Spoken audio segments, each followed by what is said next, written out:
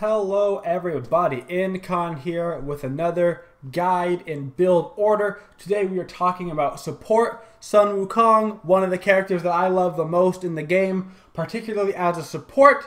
He's recently going to get a little bit nerfed lately in his health department, which is hurting our support a little bit, but we're still going to be okay on playing Sun Wukong support. We're playing Sun Wukong when we want an aggressive, damage-oriented, clear-oriented support. Not really for initiation purposes, but more for disruption purposes. So let's get right on into the build.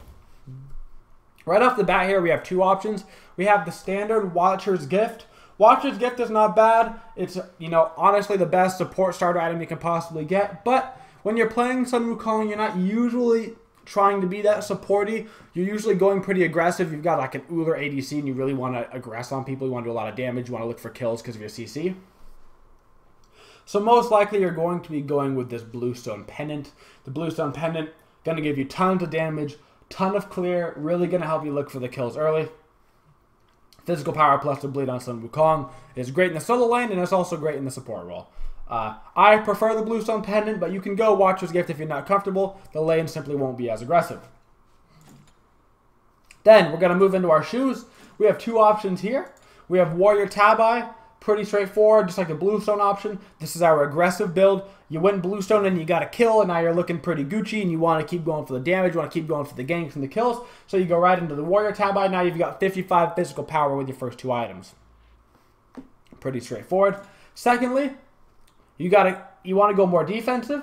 Reinforced Greaves are actually really good for support physical characters. If you look at the stats, you still get a bit of damage. You get the health makeup that you're not getting from Watcher's Gift if you win Bluestone. Plus you get crowd control reduction, which is going to be good considering you're going to be more of a squishier support compared to our normal support. It's going to be a bit tankier. Both those are great items.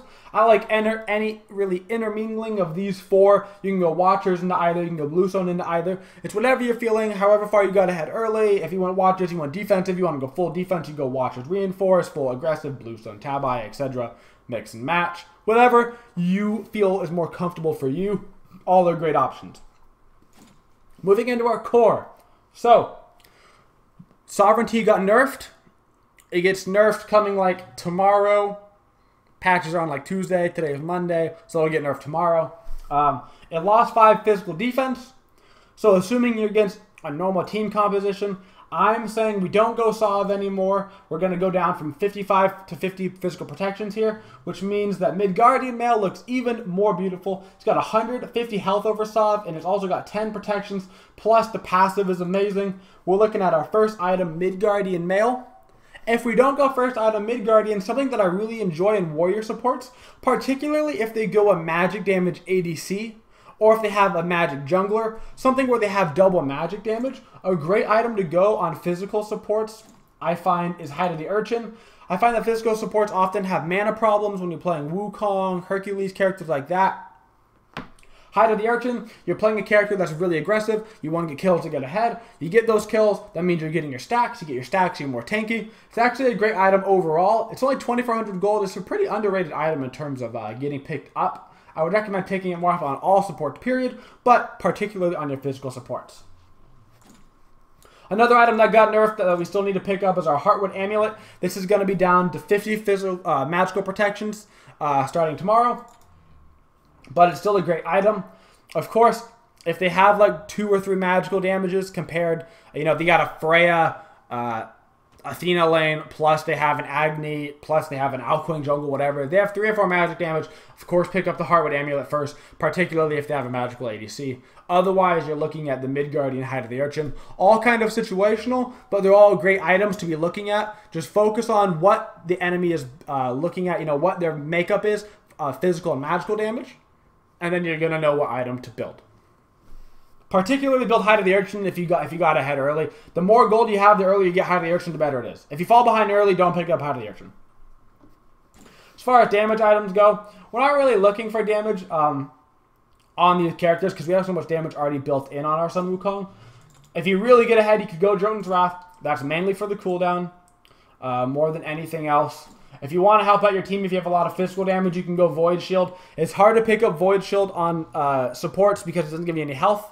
Not to mention Sun Wukong getting nerfed 30 HP at the start. It's going to be hard to pick that up, but it is an option if you have like 4 physical damage characters and you need that aura for your team to be doing any damage. More realistically, you're going to be picking up some more situational defensive items. Of course, we have our beautiful Mail of Renewal, which is completely broken. It's just a super strong item. What are you going to do? It's amazing. Pick that up. Other options that we got, of course, we still have some magical defense items. Runic Shield's a great item. This is kind of a hybrid damage item right now. You're against an extra magic damage. You go Heartward. You get your Midgardian Mail because they have 2 auto attack based characters, plus a Runic Shield because they have, you know, one of their characters is a Freya. This kind of thing really destroys on Freya's, Souls, Quangs, you know, a lot of those magic based characters. It reduces magical power and attack speed. Really great item. You should think about picking it up. And of course, we have to think about getting our Pestilence. What if they have healing? If they have healing, we got to grab it. This is also getting buffed in the next patch by another 5%, reducing 25% healing. That's better than 20%. Bada bing, bada boom. As far as our actives go, pretty standard actives. Weaken and Curse if they have healing. Shell if they have big burst damage. Poseidon, Agni, etc. Heavenly Agility if they have a lot of slows. Beads if you need them. I try to recommend staying away from beads, but sometimes you can't. If they've got an Ares, you pretty much need to pick up beads because you don't want to waste your ultimate right in order to avoid the beads. If they have excessive amounts of crowd control and you're getting picked off, you're going to need to pick up beads. Try to stick away from it and get your teamfight actives if you can, but if you need to pick up beads, it's better to not die by having beads, because if you're dead, you can't use actives to save your team anyway. And of course, for consumables, get yourself what you need lined up here for ease of access. I like multi-potions on Wukong if you're going Watcher's Gift.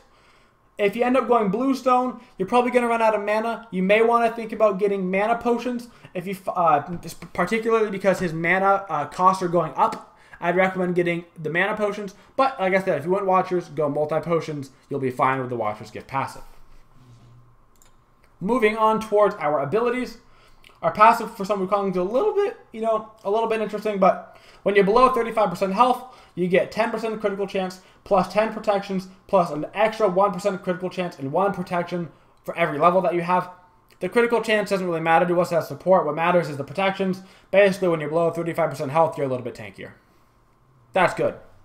It's a good support passive. It's a good passive period. The skill we're going to get at level 1, and we're pretty much ranking up first, generally, when we start. It's a little bit confusing, but we'll see. So level 1, you get your Magic Cudgel. This is your main wave clear, jungle clear. Does an extra 25% damage to minions. It's a very strong skill. Very good. Very easy to use. No problems. At level 2, you have a couple options. You can get your Master's Will or your 72 transformations. Master's Will is way better at clearing the wave.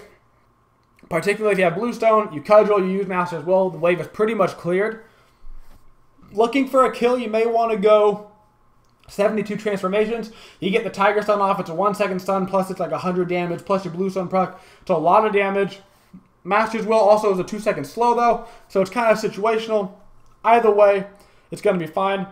At level 3, get your Cudgel again, unless you're going for a kill. Like I said, Wukong will play aggressive. You may end up with 1 point in each thing at the start here, but if you're just going for the lane clear, you're leveling up your Cudgel. Okay? If you're going for the lane clear and you're playing passive, you got Watcher's Gift, rank up your Cudgel first. If you're playing aggressive, you got Bluestone, you're looking for kills, rank up your 72 transformations first, and look for the Tiger Form on the enemy. Tiger Form here at rank 5, which you can get by level 9, does 380 damage, plus 80% scaling, plus your Bluestone proc. You can basically instantly kill an ADC with your ADC with that stun, plus it's a 1.4-second stun. Rank that up first if you're looking for kills. I prefer to rank up 72 transformations first after I get 2 points in Cudgel. 2 points in Cudgel plus your Master's Will essentially full clear the wave with your ADC. You don't have to worry about getting any more points into it because you're not like a solo laner. I would recommend going 72 transformations first. Of course, get your ultimate whenever you can. Your ultimate is not only a great getaway skill, it's a great heal, and it does quite a bit of damage, and it allows you to tower dive really early. He has a really bloated kit, if you didn't know, by the way. Of course, when you're using your 72 transformations, Bird Form to get away, Tiger Form for kills, Ox Form, for team fight destruction, if you need to get a couple people knocked up in the air, you need to bring some CC to your team fights. You use the Aux form, you knock up 3 or 4 of their team. It will provide your team with quite a bit of leeway. You're looking for a kill on somebody in the middle of the team fight, you use your Tiger form. Masters will, of course, after your 72 transformations to make sure they're slowed afterwards, and your Cudgel to pick off and harass people. Alright guys, that's our Sun Wukong build and guide video. Pay attention to the rest of the week where we're going to be releasing matchups on how to play Wukong against some of the more popular supports right now in Smite. Thanks for coming out to the video, guys. I hope you learned something. Hope you enjoyed the video. Please subscribe if you like the content. And as always, have a twitching day, y'all.